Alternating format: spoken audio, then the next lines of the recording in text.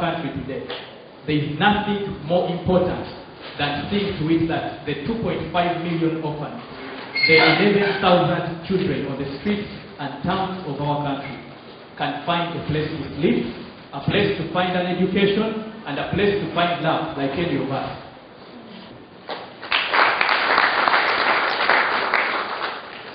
Each one of you can give a story of sacrifice, because our nation, Uganda, and Africa as a continent is built on sacrifice.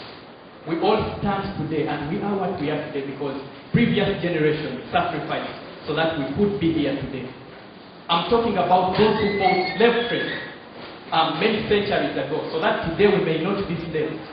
I'm talking about those who fought colonialism many years ago so that we would not be slaves, we would not be colonized. Many of them passed on in those struggles, but they did so saying, I may die today fighting against colonialism.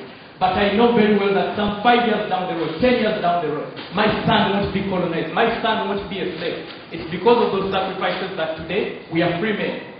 And we can walk and do everything the way we want to do it.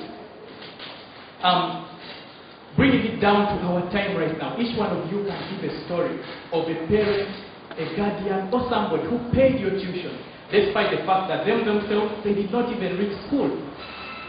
You can talk of a mother who was a widow, but she struggled, she sold pancakes, she sold this and that, so that you could go to school. She may not be driving today, but she knows that I may not drive a car today, but my daughter, my son will drive a car some 5 years from now.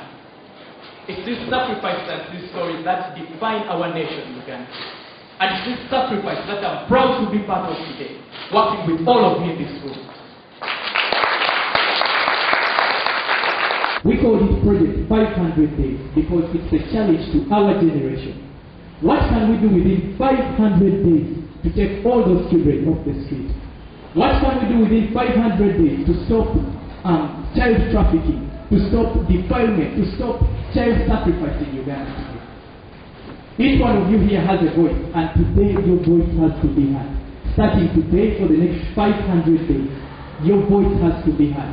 If you reject the notion that a child should live on the streets, grow up on the streets, just because they have no parents to look after them, we need to hear your voice.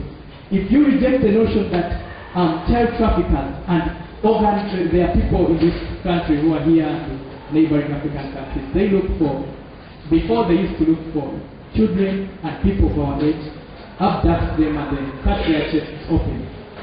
When they cut someone's chest open, they take your organs from your body. They take out your lungs, your heart, your kidney, and all other parts that are essential. And then sell them off to someone because that person simply has money. We are here to tell them today that your days of doing that are numbered, and we are coming for you. I speak today as an individual, but I speak on behalf of a full generation.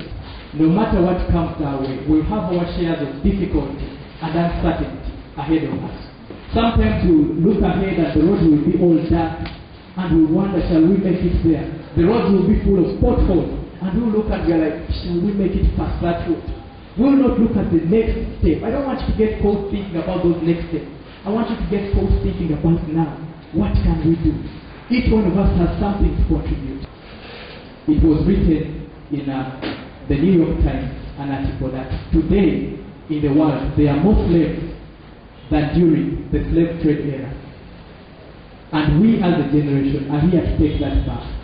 There comes a time in the existence of any generation when that sacrifice within them, when that love within them has to explode. And when it does, they spring up and do something to change their own generation.